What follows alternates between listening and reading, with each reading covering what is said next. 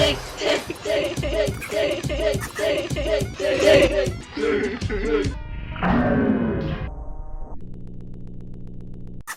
everybody. I'm Carmel, and I'm the founder of Desperately Seeking, and I'm thrilled to welcome you to Similarity, the second expert session of Zoom Shake the Room, or in short, the streets.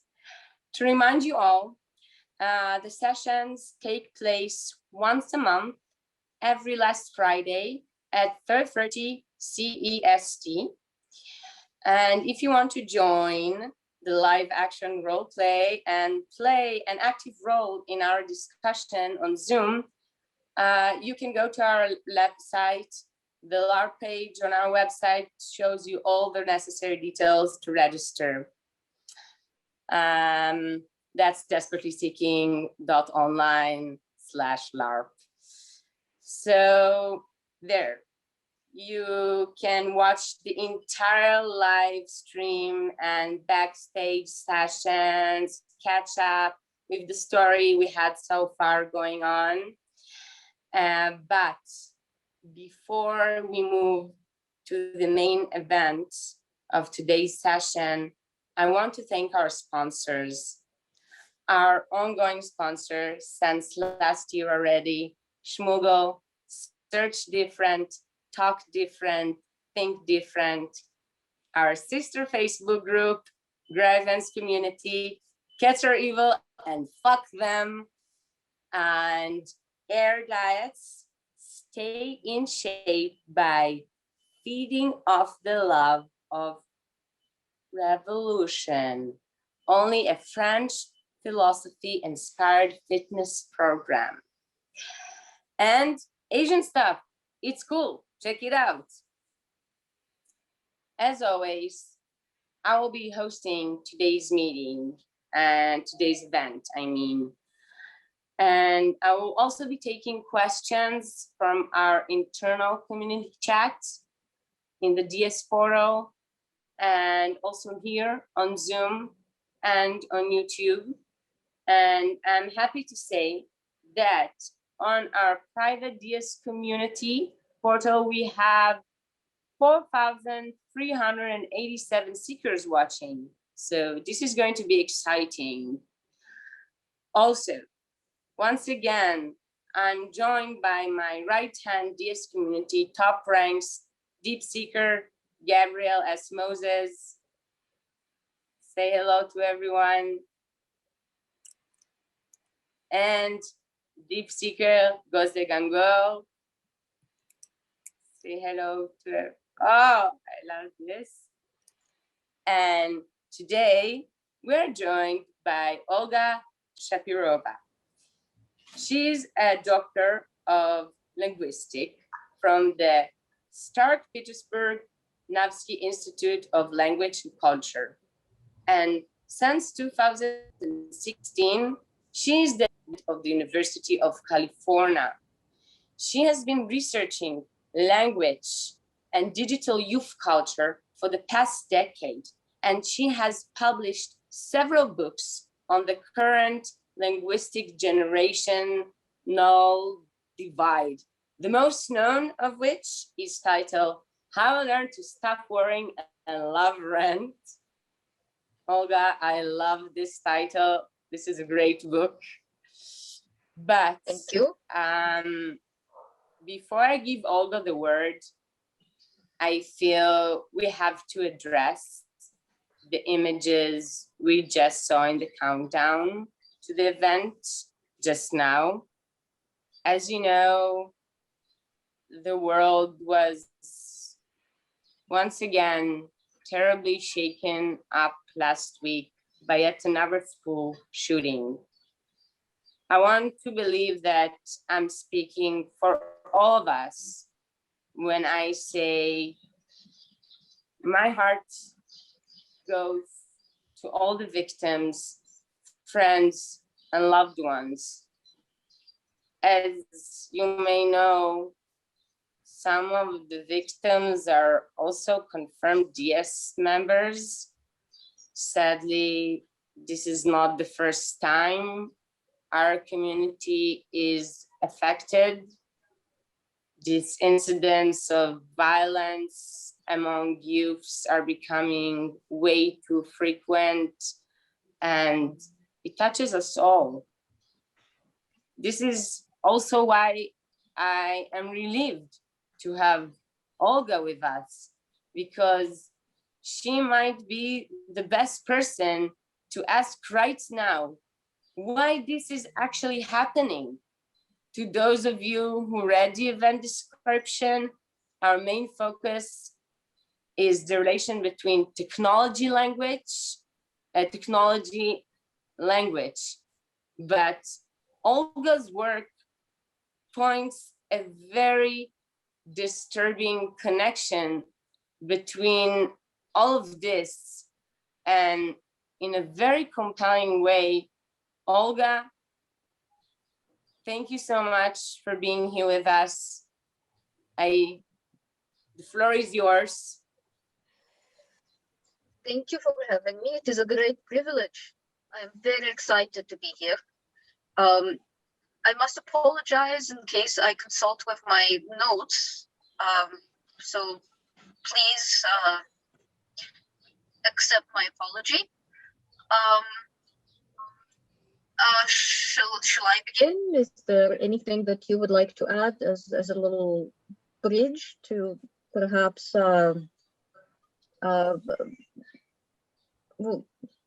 what do you think will be better? Should I begin?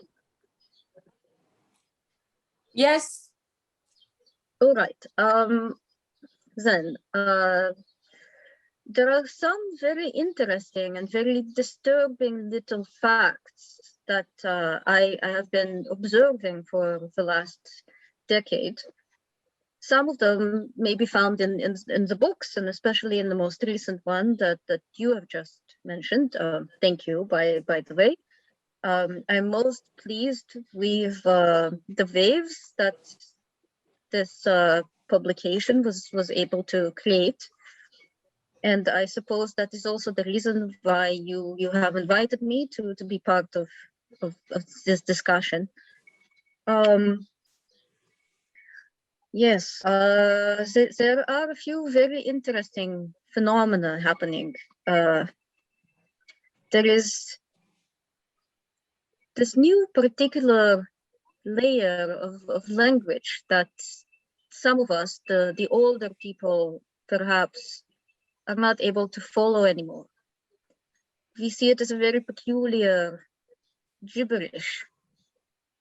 And perhaps it is gibberish, but perhaps it has other nuances that the younger people are able to understand that are just beyond us. There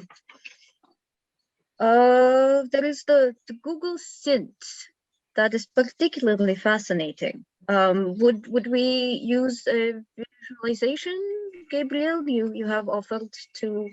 Yes, you shared the slide. Thank you. Excellent.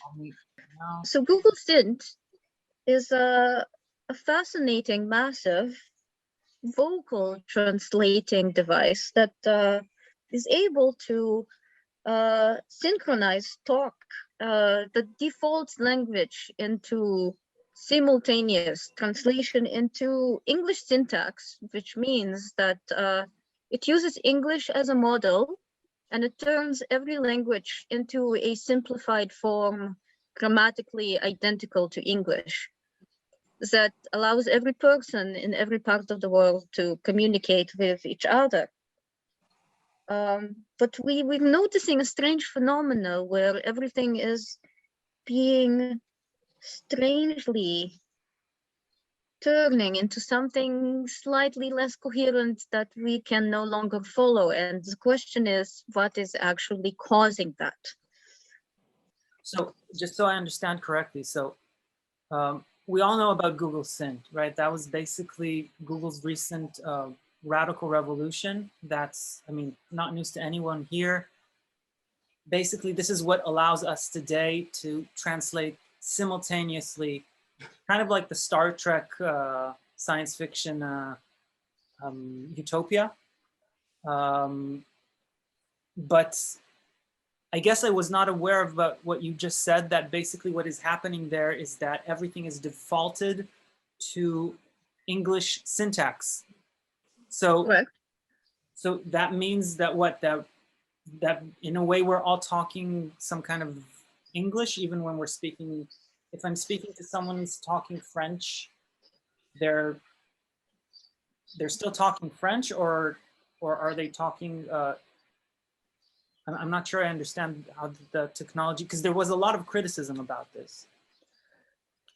There are certain limitations. The creators of Google Synth were certainly aware of all these problematic implications. I suppose that it's perhaps a more philosophical question, whether what we perceive to be one language is indeed that one language, or what the history and sort of its possible colonial background may have. As a side effect, it is very hard to be certain anymore.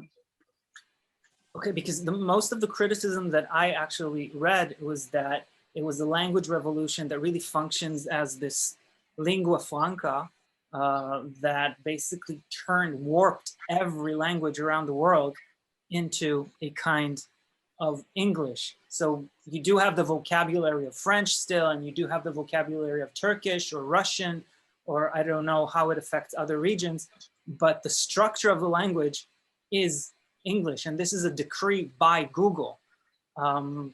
So I am not, I definitely understand the criticism. And Goza, are you raising your hand? Yeah, just like my very brief experience is that because Turkish sentence structure is very different, and you usually like hide the subject of the sentence in the verb. Mm-hmm. And it creates like it doesn't read like Turkish, but you get the verbs and you can somehow make up what it might mean. You have like the verb and the subject and the object, but the order is different. So miscommunication or misunderstandings might be caused by that. That is most interesting, and that is correct, because in many languages you will have different structure. You would possibly have the verb at the beginning or the end of the sentence. Sometimes the noun may also be hidden. There are all these implications that the creators of Google Synth must have bared in mind when they were creating this very strangely hierarchical and highly problematic tool. Carmel, would you like to add anything? You have your hand raised. Yeah, I had a thought. It's like maybe, I'm not sure this youth, they understand this new language, and I'm thinking maybe like Gosda said, each person interprets it differently, but maybe it's like this story of the king parading his new clothes, but these are clothes that only highly intelligent people can see, and he's actually parading naked, and some people are saying, oh yeah, I see this, I get it. So I'm trying to realize if this is something that can have a meaning, like Gosda said, that they find their own meaning to it, and then it relates to me to some more ancient sort of language where letters were more similar to symbols of things, and I'm not sure they understand this. I think it's like the naked king. It's like everyone is saying, yeah, I get it, but they don't, and they just make up a story each time of what this means. Just to remind us, Carmel, you're moderating basically, so it is up to you to allocate speaking turns. I'm sorry to have thrown you off, Olga, but Shosh actually also is asking if the tool is ready to use. Well, I can only say that this has obviously went over the head of a more senior generation who maybe, I know Shosh from our workshops in Desperately Seeking, and maybe you don't use Google SynT as much as the younger generation, the younger cohorts use, but it is definitely ready to use. It's practically taken over the world by now. But yes, I don't want to interrupt any further. You wanted me to play that sound bite. Oh, yes, please. Oh, perhaps just a little introduction first. There is a connection, we believe, between Google SynT and the other excellent tool that may have been mentioned briefly, Schmoogle. Schmoogle, unlike Google, is a tool that creates beautiful, strange scrambled language. It takes things and it makes them into a big, beautiful mess. And it is also one of the sponsors of the DS. Therefore, there is a direct connection between Desperately Seeking and Schmoogle. In the soundbite, we should be able to hear what it sounds like. It is most peculiar.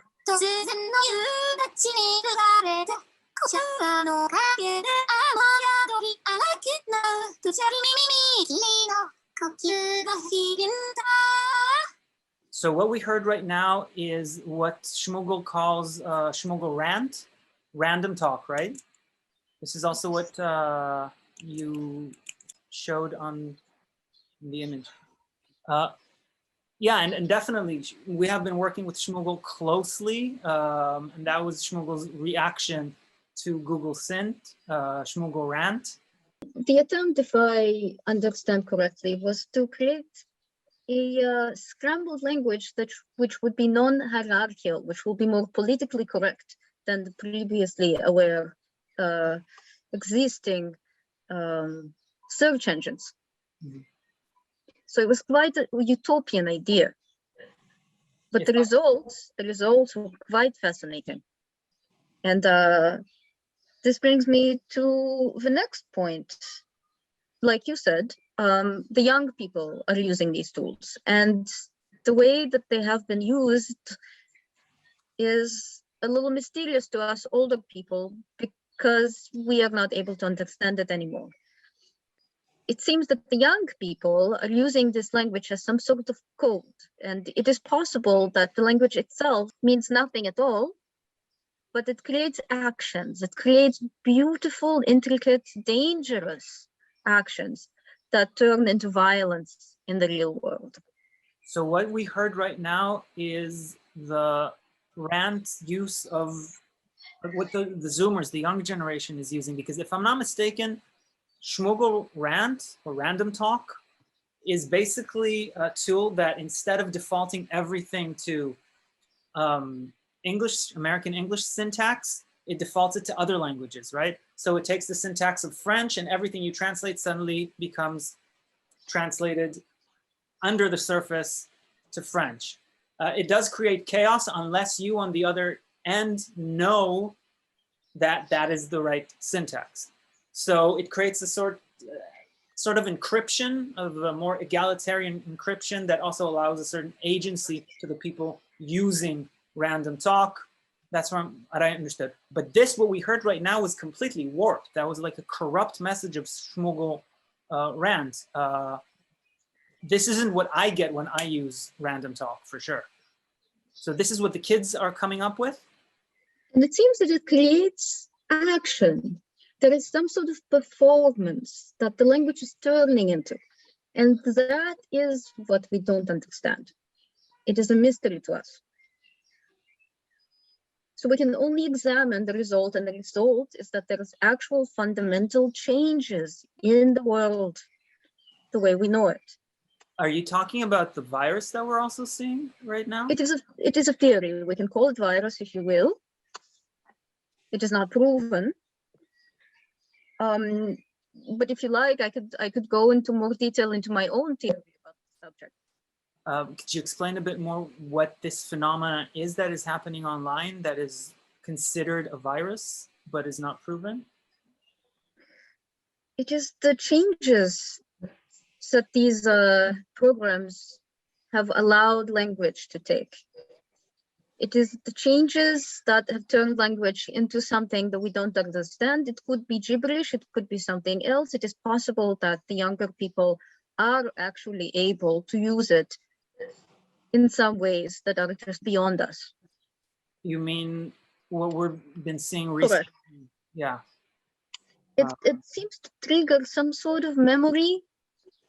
It seems somehow familiar, but it is impossible to trace back to a specific origin. Yeah, I also haven't seen these signs anywhere before. And I understand that this is a growing phenomenon.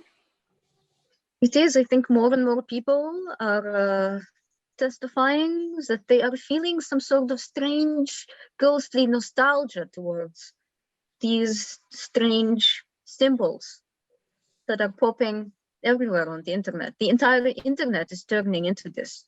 My experience and what I heard is it's not just the language, but it's also like scrambles the images. It changes the visuals into something like websites cannot be, they're not legible anymore. You can't really tell what's written or what's up there also as an image. At least not to us. So who to? Who are actually able to work this? It is hard to tell, but apparently some people are able to make sense of it. Younger people. Okay. And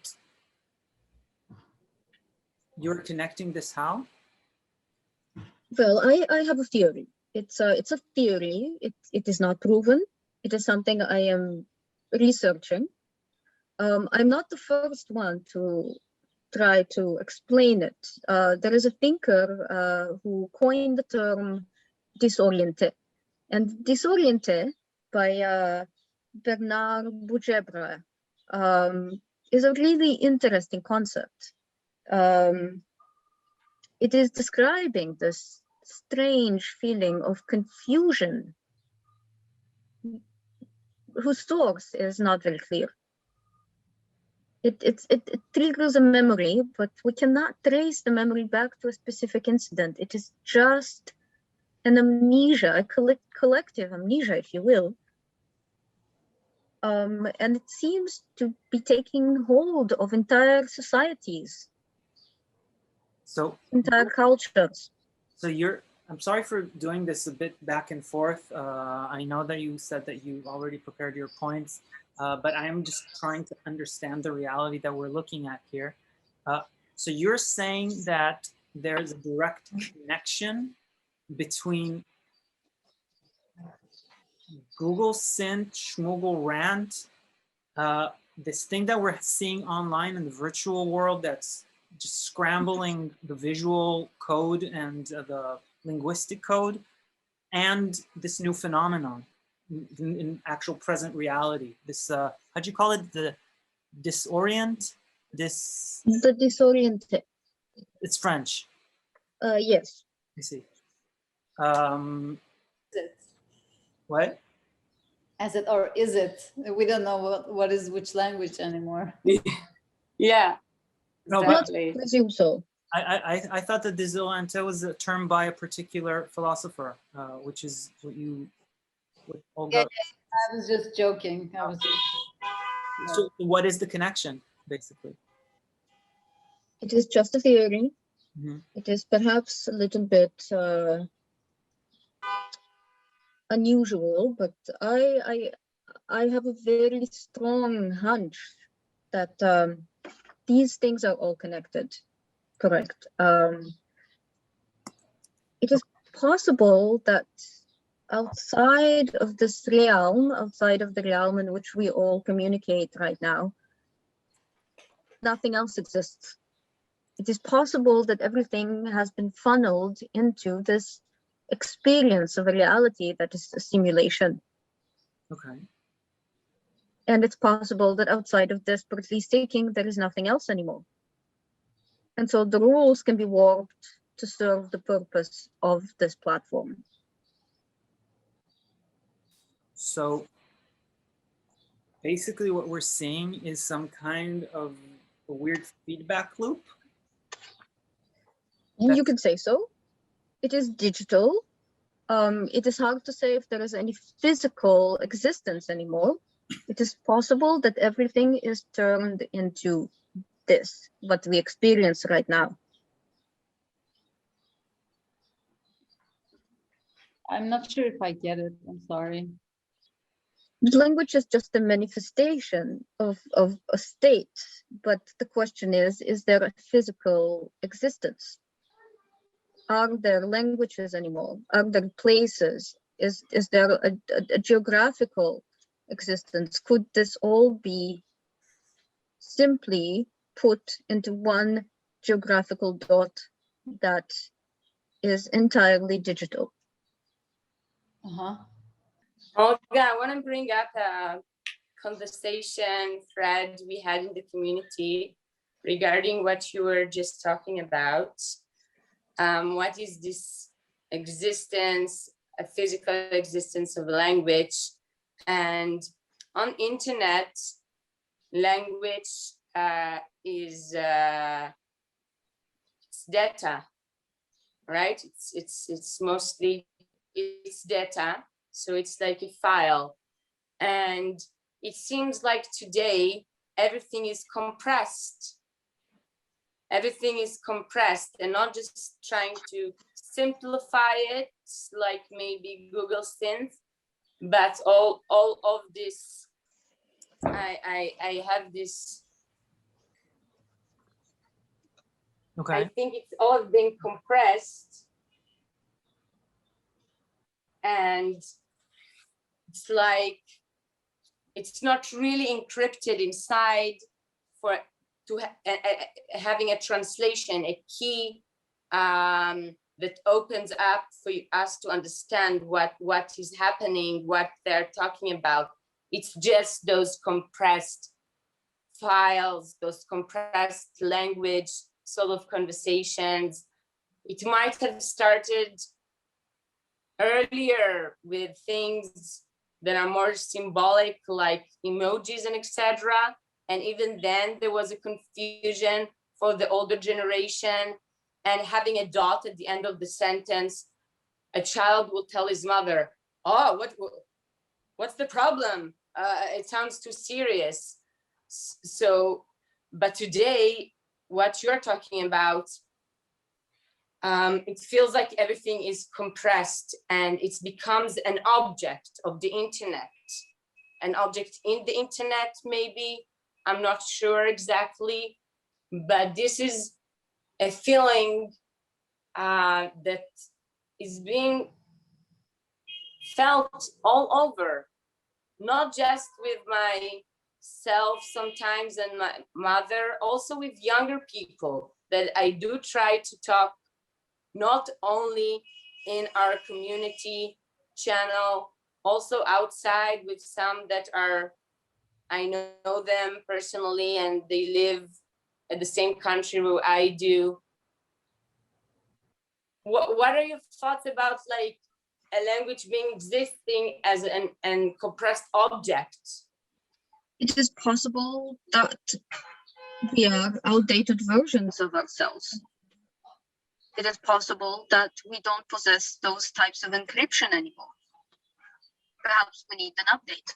So basically, what we're seeing here right now, if I understand correctly, is some kind of a retaliation of a younger generation using these hacks of this attempt to standardize all language and then turning it into something that they only can communicate with, putting us out of the loop. And we are irrelevant. It is not meant for us. It is possible that it is purposely encrypted and that the encryption is supposed to protect some sort of secret information that can then be used between groups of younger individuals to perform attacks of a violent nature. So everything is basically connected.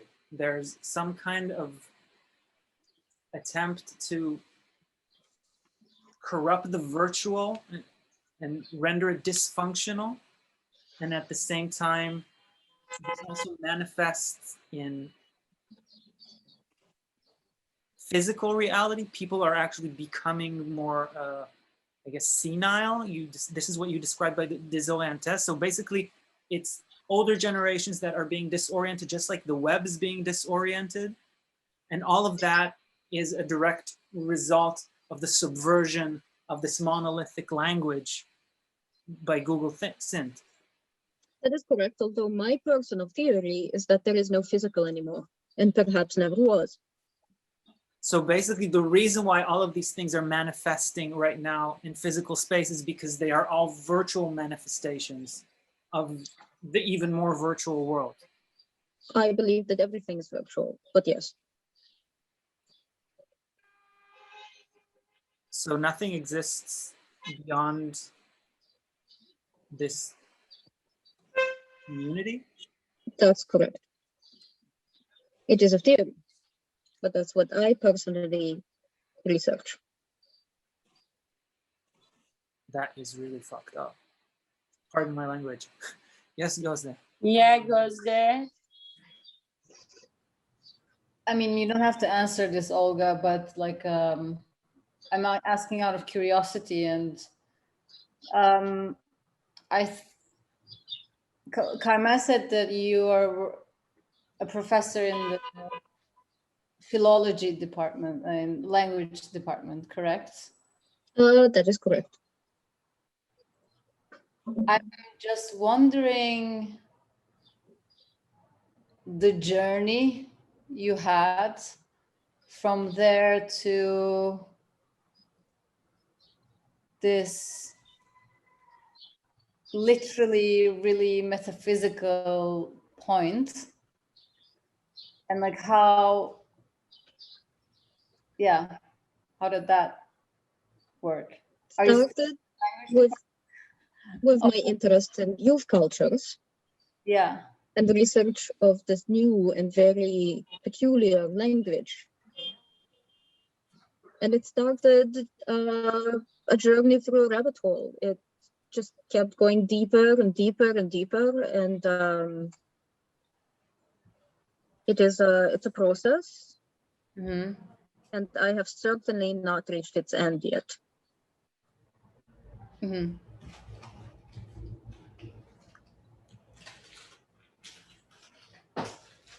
Carmela, are there maybe any questions from the audience? I saw Shosh. Yeah. Pretty long question. I wanna bring up here in the chat.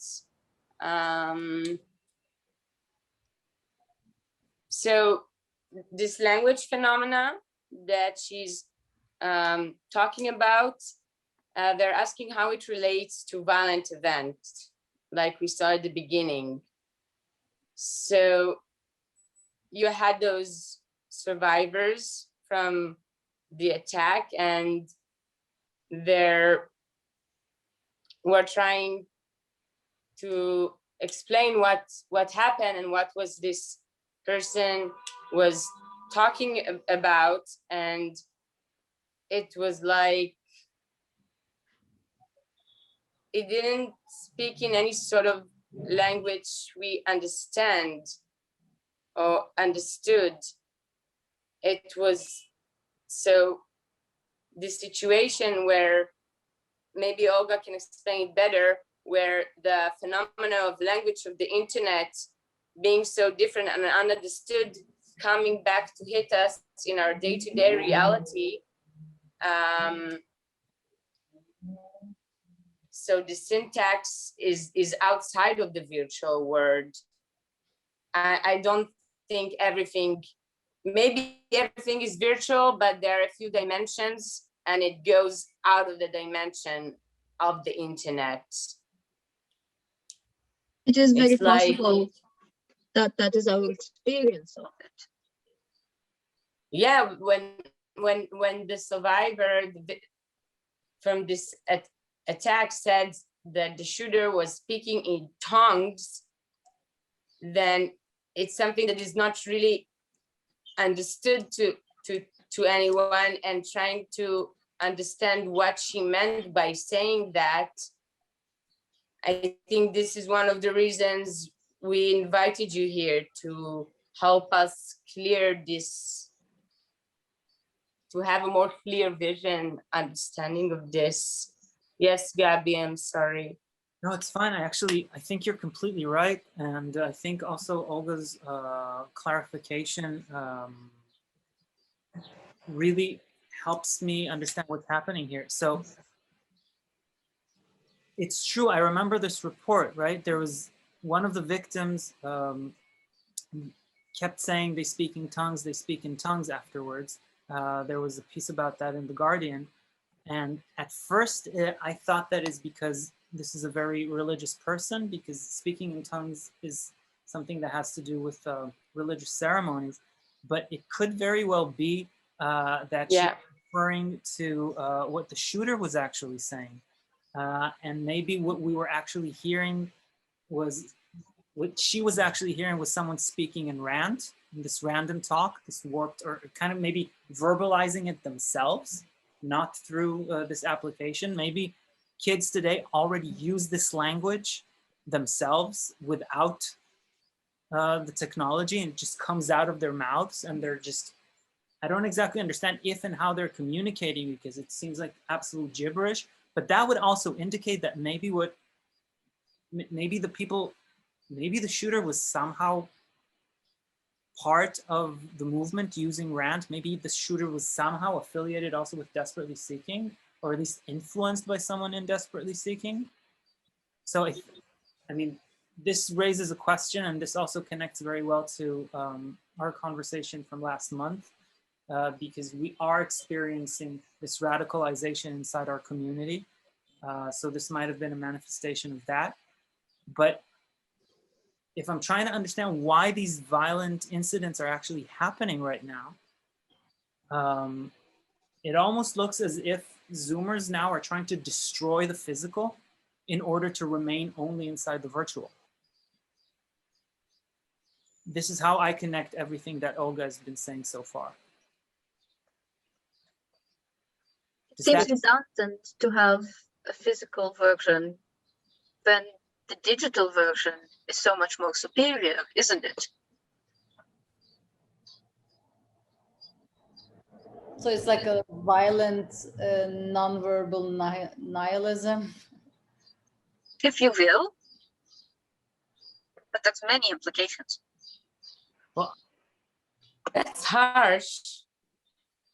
Is it? Thinking about it like Gosdes just said. I'm not sure what the future will look like.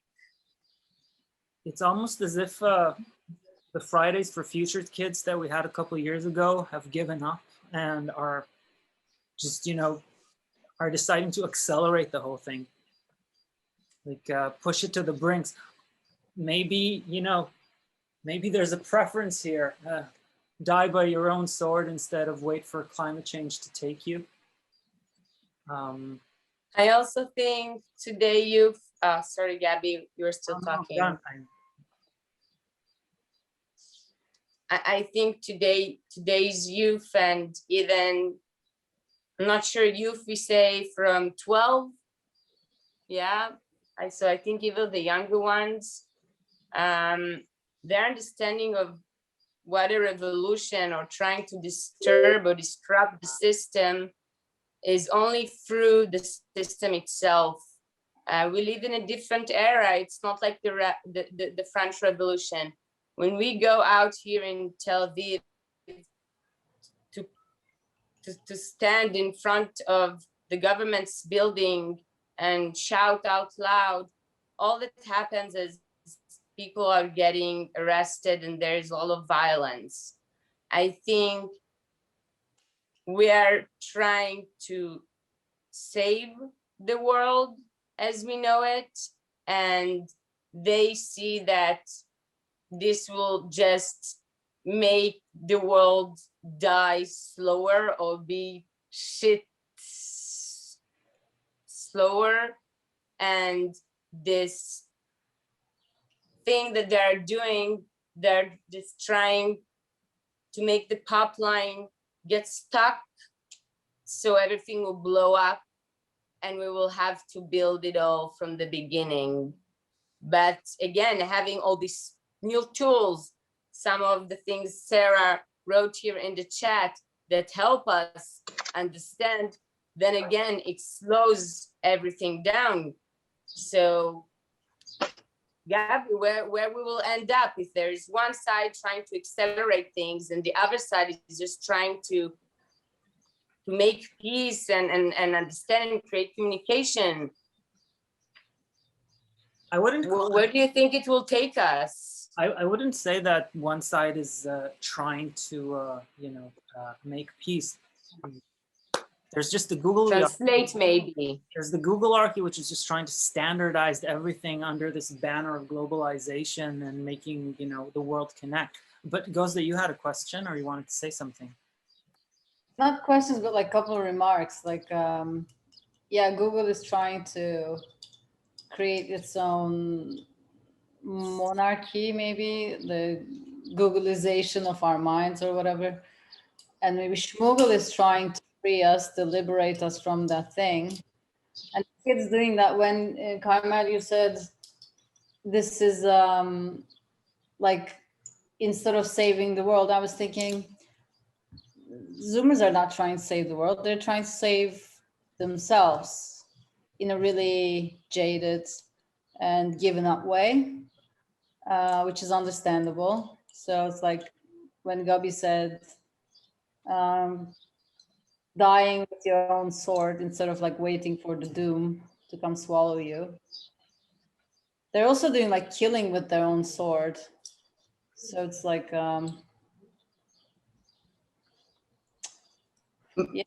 But I do. Yeah, what? But I do feel like if they're doing it, they're trying to ruin everything, so everything will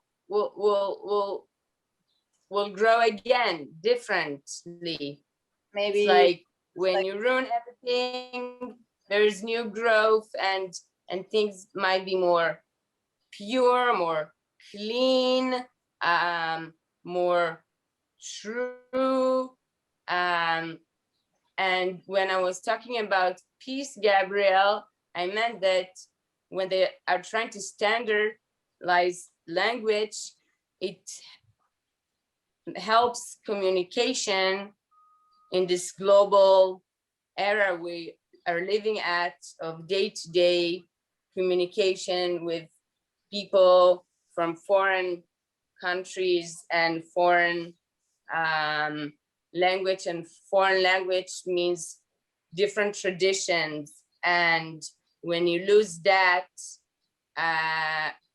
that's one thing, but you gain a channel of communication that might possibly not only standardize the intent, but also bring a more clear communication, a language which everyone understands more deeply. And then there might be some peace with certain things in the world. So you're talking about like standardization without any standards, like unified, like beyond any definitions, and just something that you can just feel under your skin. I think that's what's happening with Rand, or at least with the way that Zoomers are using it, because Komel, one thing is to, create a communication channel. The other thing is to decide for everyone else what this communication channel is going to be. It really depends on by whose decree, and the fact that, the West or Google have decided to do that for us is something that I personally feel very uncomfortable with. But maybe what we're seeing here really is, well, when you strip down language from language, what is left is the gestures, the performance, I guess. So maybe this is a performative language that's devoid of any actual signs or words, but it does. And maybe that's what we're seeing right now. And another question, again, is to you, Olga, if I understand correctly, it's not about creating a new world outside or destroying the world in order to see what happens on the other end, but rather retreating inside into the virtual, assuming that the physical is of no longer of any concern to anyone who's participating inside this theory, inside this worldview, ideology, cult, or whatever you'd want to call it. It just seems somehow superior and without flaw. You can mold it in whatever shape you want. It feels safe. It's eternal. I just want to point out something. Yes. Sorry, I don't want to interrupt and I don't want to police anybody, but some of the keywords we are using here are really like loaded keywords. Just like just a note. Like what? Purification or like something beyond ultimate culture or ultimate, like killing and dying and killing others and killing yourself to be better. You know what I mean? Like eliminating certain cultures or like languages. I'm not saying that that's what Zoomers are aiming for. I know that that's not what they're aiming for, but it seems like we are maybe giving certain attributes to these actions that might be a bit politically loaded.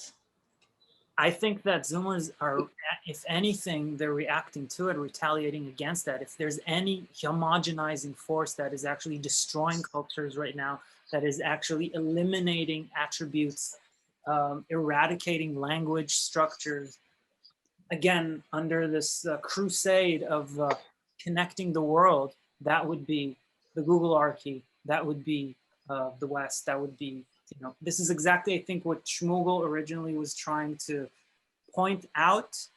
And it almost seems as if Zoomers today just picked it up and are just running with it and taking it to the extreme. Yeah, I know that, but just to clarify, like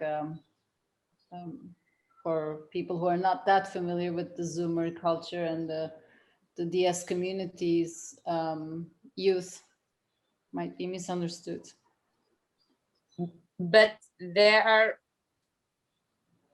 things that we do not see yet now, but I feel and I see they're coming. Gabby, you were saying that they're just trying to show, to make us see that it's a performance of the language. But when some things are being performed and are being consumed, at a certain point, they're becoming a thing. And then that thing keeps evolving to become its own thing. It's like you have the idea of a chair and then you make a model of the chair and then you mass produce it to have a ready-made to it. But what happens when you no longer have the original plan of the chair?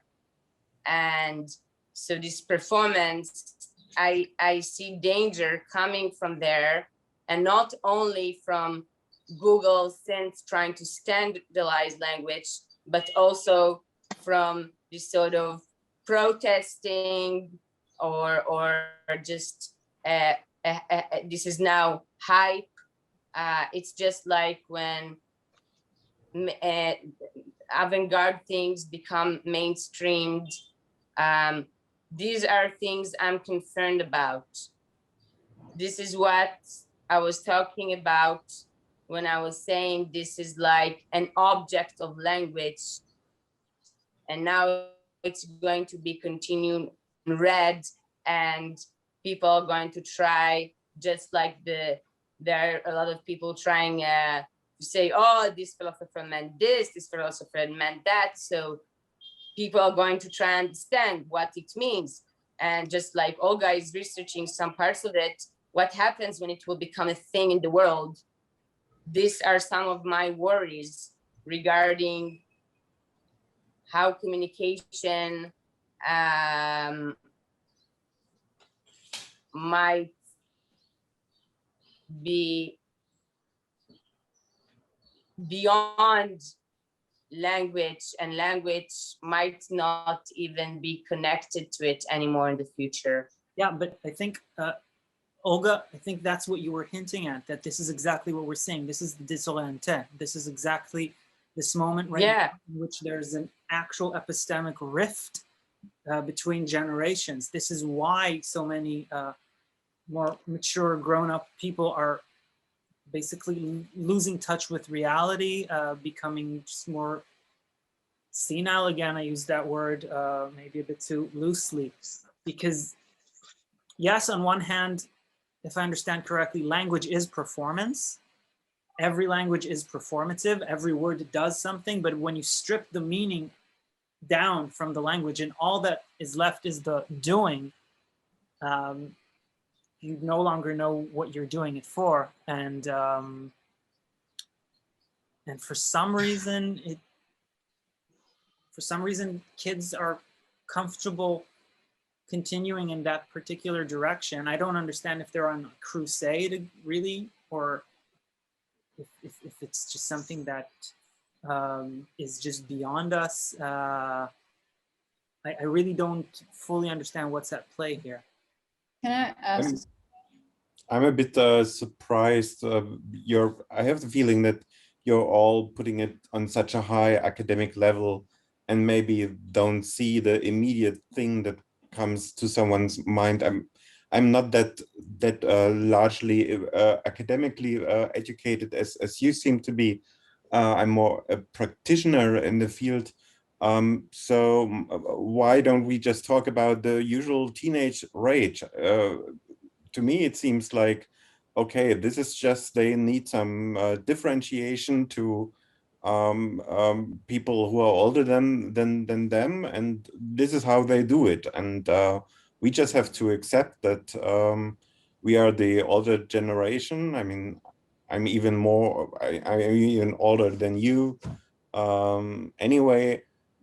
And we just don't understand it and don't get it and won't get it, and that's it. And what I find more concerning is that you're trying to discuss it in such academic terms, and at the same time mentioning that a member of this community was kind of involved in the shooting scene actively.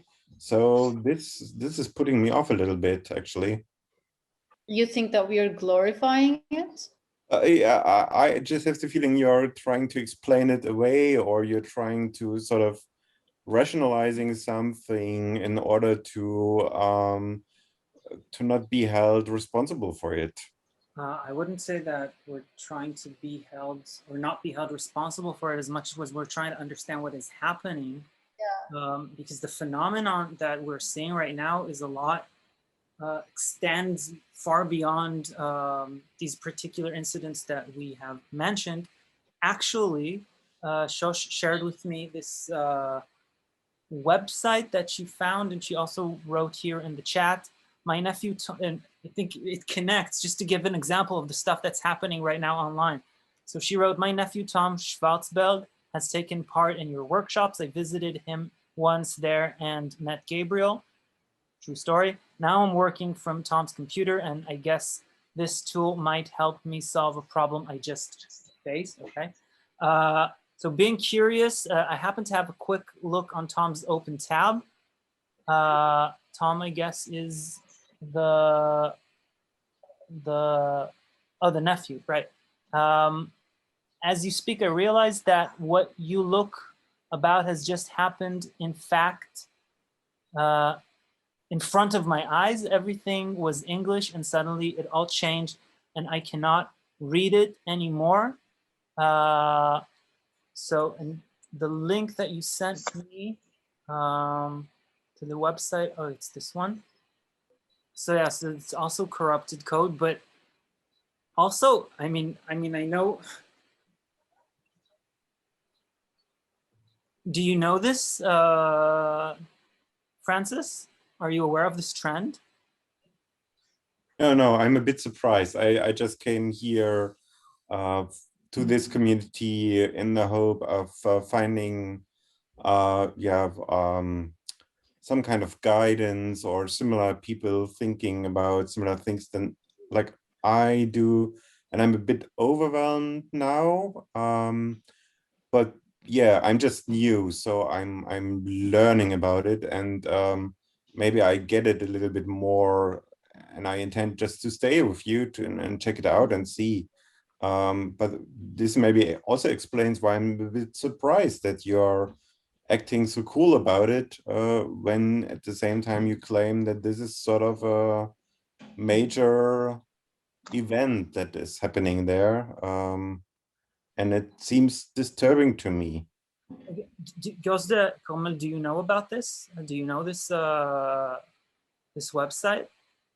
I don't know the website, but I know the trend of like the self-mutilation thing. Exactly. So basically what this is I think they're called finger caps. And there's this new trend after the face tattoos and after the, you know, flesh tubes and all the stuff that we had a decade before. Kids are actually removing parts of their fingers and replacing them with jewelry right now. And this website seems to also have been affected by this phenomenon, this supposed virus that turns everything into gibberish. But this is what I was getting at, Francis. I see this personally as someone of the Y generation. Okay, I was born in 1982. I don't need atrocious acts of violence like school shootings, high school shootings, to be appalled by what's happening right now with the younger generation. This, for the younger generation, is considered fashion. This, I mean, I remember the emo days, and yes, okay, tattooing your face is a bit hardcore, but most people wouldn't do that. But this right now, what we're seeing right now with these finger caps, this is like a worldwide phenomenon that's taken over generation, the entire cohorts, like, I don't know if the entire, but definitely over the West. So, and this is not a direct desperately seeking related phenomenon. Okay, so I'm just saying, we're just trying to grapple with this. We're just trying to understand what is actually happening. I want to say also something regarding to what you are talking about and asking us, Francis. So when there are wars in the world in some places, but not as they were in the West, at least before, and the industry and the government has found that consumerism and fashion and you as an individual can express yourself in many ways, especially with today's social networks and internet, but also before, the situation of how we protest about things in society is different. Everything has become like we're self-expressing ourselves with this all new cultures. They change so rapidly and quickly, and every time you turn a page, there is some new. This is some new thing on the internet. If there was Tumblr before, now there is this and these tattoos and everything. And I feel like in the West for a very long time, we took all of our violent or aggressions into ourselves and turned them to self-individual expression and community, like our community, trying to talk about this between us. So I feel like this violence that might be coming now, it's just another fashion trend. War in the West has become vintage, and everything today is about fashion and pop culture. So basically what you're saying is that even here, this isn't teenage angst. This isn't frustration as much as it is just trendy, as much as Yeah. just like they are removing their own digits and used to face tattoo or whatnot. Now they're just enacting acts of violence because it's the most extreme representation of, I don't know, stuff that is stimulating and they find cool, kind of like rock music or whatever it is that kids are Yeah. today. Just like a few years ago when everything became with our thumb, we can open everything and our passport. So there was a trend of erasing your fingerprint, and doing that it hurts, and you need to do it every once in a while, unless you are like this professional thief and you put some plastic thingy on it.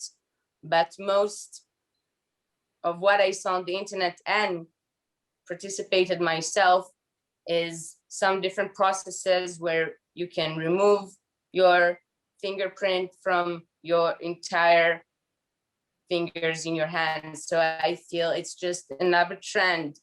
But with today's internet and globalization and hyper consumption of everything, and on the other hand, we have Google SynT trying to standardize things, and on the other hand, we have us in academia and like Olga, people trying to research it, to understand it. It becomes bigger than what it is. And I'm not sure this retaliation is more than a trend, but if we will continue to look at it and bring it to mainstream, this is where I'm worried. I'm worried that the violence will come to the moon. You know what I'm saying? You're saying that by thematizing it, we will make it even more fashionable? And that this trend would pick up by giving room? When it will become less esoteric? These are questions I have in mind. I'm not sure that, like, where to turn to, but these are things I'm concerned about, but not trying to translate it and understand what's going on also puts us on the back end of things. So I'm very conflicted, and this is exactly what Olga was talking about earlier. This is what they're doing to us. We're just really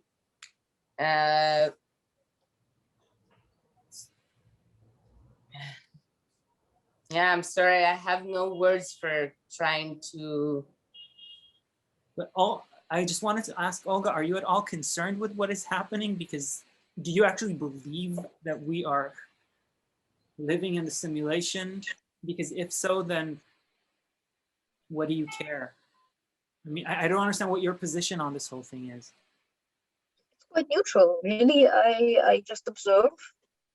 I make documentation. I write. I research. I'm just very curious. I don't feel personally involved in any way, so it allows me to remain a little bit distant. But what about the possibility that we will also be affected by this disoriente or this virus? Or, I mean, if this thing is really eating into our virtual sphere and also physical, tangible sphere, you're just comfortable being neutral about it? I think it's very important to remain unemotional, yes. Wow. Can I ask something? Yes. Olga, is Olga Shapirova your real name? Because when you get the initials, it's OS. I was just thinking like, maybe it's like a name you picked for yourself. Oh, no, it is just pure coincidence, but it is quite amusing coincidence, yes. Yeah, it's amusing for sure. OS is in what? Operating system? Yeah. So you think that Olga is an operating system posing as a scholar online because everything's moved to the virtual completely? She said everything is virtual. Maybe she's only exists in the virtual world. Maybe she has no physical body. Maybe we're seeing a simulation. That is also a possibility. Well,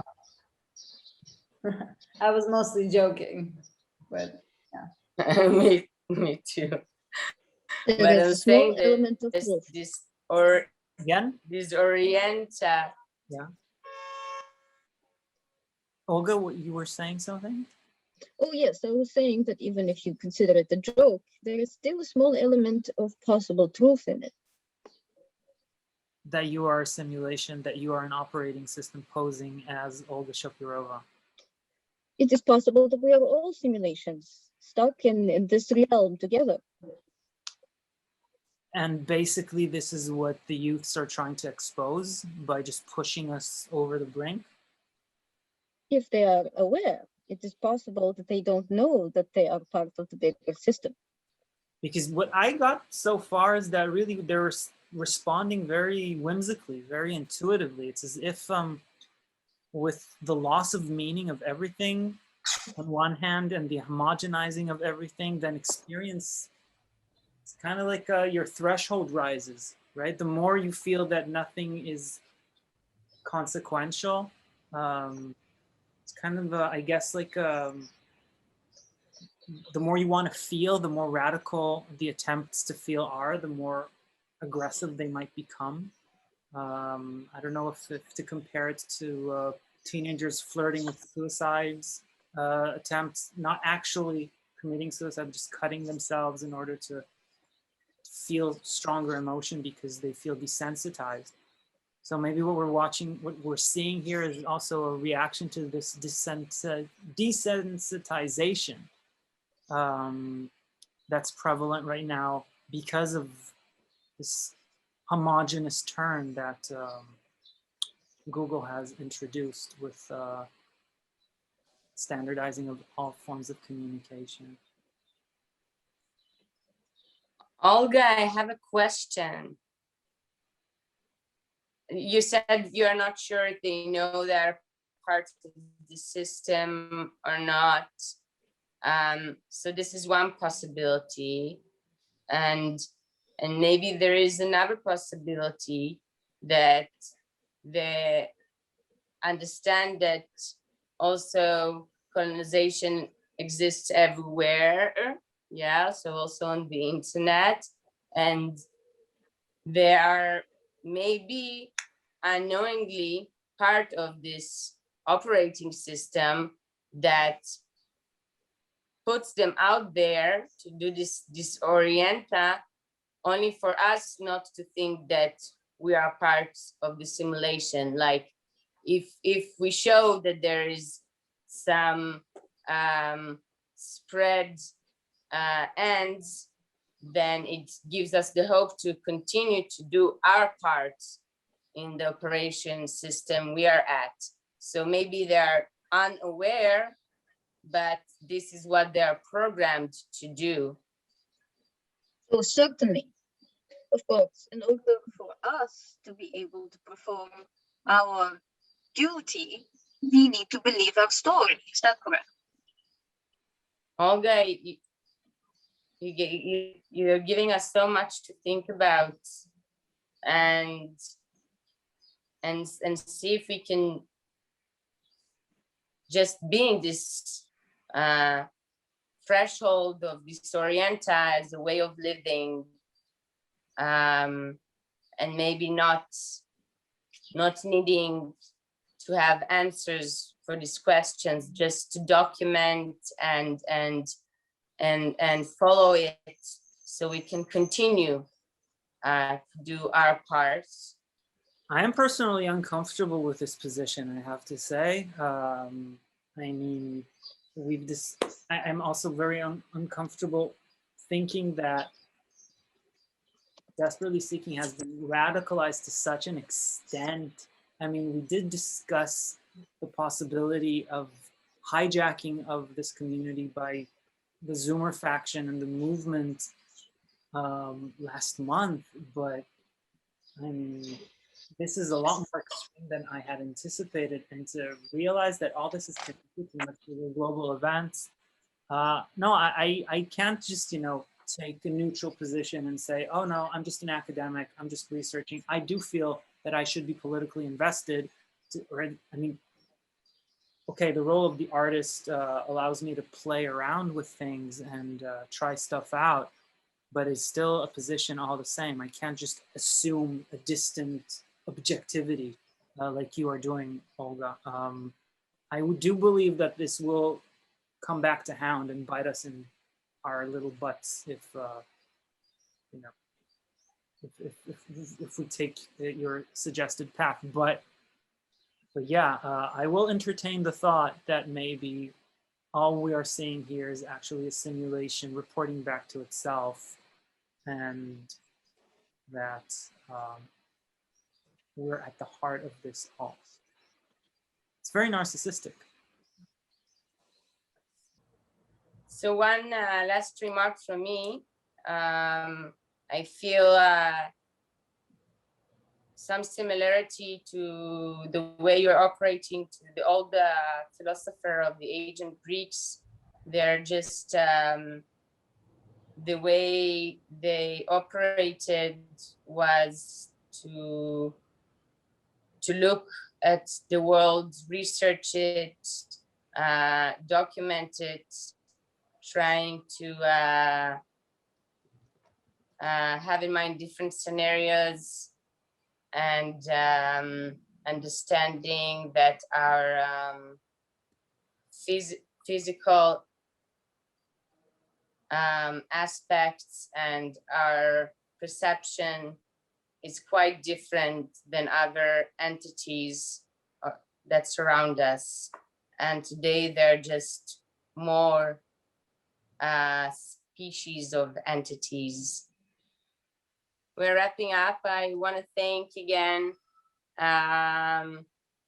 Gabriel Gosde, the most deep seekers out there, to Olga Shapirova for being here with us, and to all the viewers from our DS community channel and our sponsors of today's meet, today's session, and to all the people here with us at Zoom. I would like you to open up your mics to join us for a little chant we usually do, if that's fine by you. So you can repeat after me. I've climbed the highest mountains. I've climbed the highest mountains. I've ran through the fields. I've ran through the fields. Only to be with you. Only to be with you. I've ran and crawled. I've ran and crawled. I've scaled the city walls. I've scaled these city walls. Only to be with you. Only to be with you. But I still haven't found what I'm looking for. Always makes me feel better. Me too. There's hope. There's genuine hope. Yeah. Thank you again, everyone, for joining us. Thank you for having me. It was most delightful. It was a pleasure and an honor to have you here. And we'll meet again, just like I said, every last Friday at 4:30 CST. Bye. Bye-bye.